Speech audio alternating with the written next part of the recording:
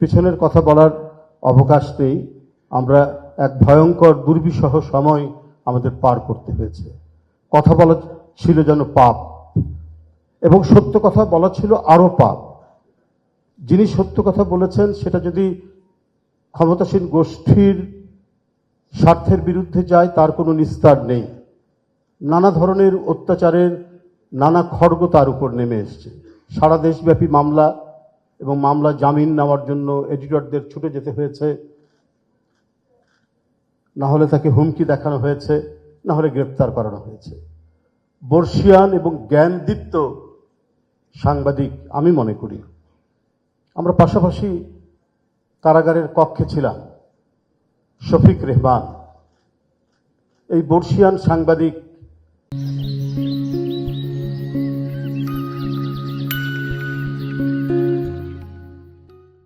তাকে যেভাবে গ্রেপ্তার করে নিয়ে গিয়ে কারাগারের মধ্যে রাখা হয়েছে, এর কয়েকদিন পর আমি গেলাম, পাশাপাশি কক্ষেই আমরা ছিলাম। তার প্রতি যে আচরণ করা হয়েছে, এবং এত বয়স্ক একজন মানুষকে রিমান্ডে তার উপরে যে আচরণগুলো করা হয়েছে, সবকিছু মিলিয়েই তো আমরা একটা ঘন কালো অন্ধকার পার করেছি। আরো ঘটনা, এই তো এতগুলো ফিরিস্তি দিলে তো অনেক সময় চলে যাবে, আমি ওটা বলতে চাই না। কিন্তু এই এই যন্ত্রণা, এই নিপীড়ন, এই আতঙ্ক, এই বিভীষিকা আমরা সবাই যারা মানে অল্প উচ্চারণে কথা বলেছি, যারা বেশি উচ্চারণে বা বেশি জোরালো ভাষায় কথা বলেছে, প্রত্যেকেই কম বেশি আক্রান্ত হয়েছে। সেই আক্রমণের মুখ থেকে আমরা যখন কিছুটা বাঁচার সম্ভাবনা দেখছি, এখনো যে সমস্ত বিষয়গুলি আমাদের সামনে আসছে, এটাও কিন্তু আমাদেরকে ভাবিয়ে তুলছে। নিঃসন্দেহে একজন তরুণ রাজনীতিক, তার মৃত্যু, তাকে আঘাত করা, আহত করে কয়েকদিন পরে সিঙ্গাপুরে তার মৃত্যু হৃদয় বিদারক। আমরা তীব্রভাবে তার প্রতিবাদ করি। যে কারো তার কথা এবং বক্তব্যের কারণে তাকে জীবন দিতে হবে, এরকম মানে এই পরিবেশের জন্য তো এতদিনের এত রক্ত, এত শহীদ, এত যে জীবন চলে গেছে পৃথিবী থেকে, এর জন্য তো হয়নি। তো এটা যেমন আমাদেরকে ব্যথিত করেছে, এবং এর প্রতিক্রিয়ায় আমরা যেটা দেখেছি সেটাও মেনে নেওয়ার মতো নয়। তা কেন হবে? ভিন্ন মত থাকতে পারে, ভিন্ন মতে আমরা আমার মতামত যেটা দেওয়ার দেব, একটি পত্রিকা সেটাও বিভিন্ন মত দিতে পারে, সেখানে নানা বিদগ্ধজন সেখানে লিখবেন, তাদেরও সেখানে ভিন্নতা থাকতে পারে। কিন্তু সবকিছু মিলেই তো একটা গণতান্ত্রিক সমাজ, এবং এই সমাজের জন্যই তো আমাদের এত রক্ত দিতে হয়েছে, আমাদেরকে এত কষ্ট করতে হয়েছে। শফিক রেহমানদের মতো মানুষদেরকেও কারাগারে কাটাতে হয়েছে দিনের পর দিন, মাসের পর মাস। তাহলে তো তার একটা ভালো ফলাফল আমরা এখন ভোগ করতে চাই। কারো বক্তব্য এবং মতামতের জন্য কোনো প্রতিষ্ঠান, সেটা গণমাধ্যম হোক, সেটা সাংস্কৃতিক প্রতিষ্ঠান হোক, তার উপর আক্রমণ হওয়াটা, বিশেষ করে এই সময়ে ফ্যাসিবাদ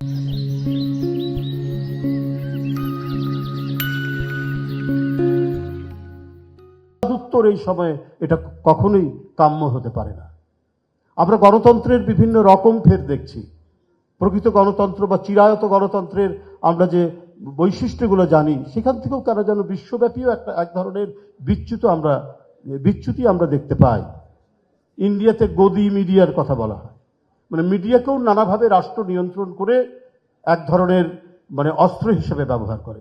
নম চমস্কি তো বলেছেন যে স্বৈরাচারী শাসনে যেমন ডান্ডা, তেমনি মানে কঠোর গণতান্ত্রিক সমাজে মিডিয়াও এক ধরনের মানে ভূমিকা পালন করে, যেটা প্রকৃত গণতন্ত্রের সাথে যায় না।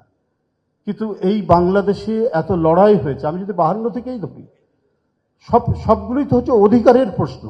অর্থাৎ যেটার মূল বিষয়টি হচ্ছে গণতন্ত্র। গণতন্ত্র না থাকলেই তো অধিকারহীন, অধিকার হারা হতে হয়।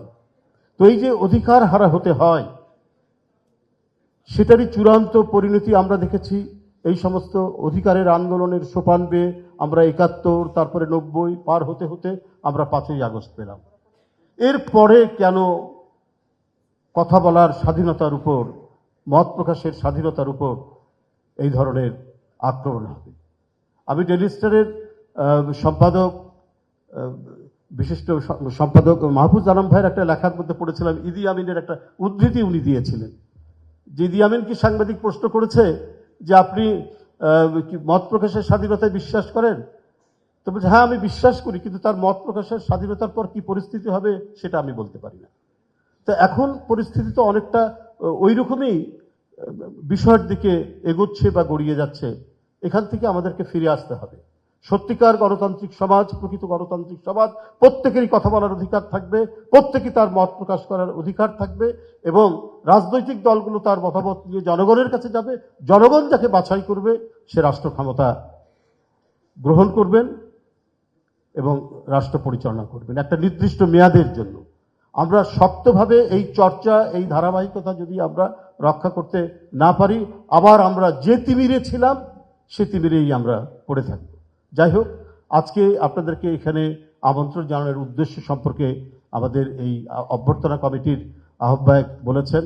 আমরা আমাদের প্রিয় নেতা জনাব তারেক রহমান, যিনি শারীরিকভাবে অত্যাচারিত হয়েছেন, মানসিকভাবে অত্যাচারিত হয়েছেন, 17 বছর বিদেশে কাটিয়েছেন, তার অপেক্ষায় আমরা এবং দেশের জনগণ অপেক্ষা করছিল, আমরা অপেক্ষায় ছিলাম।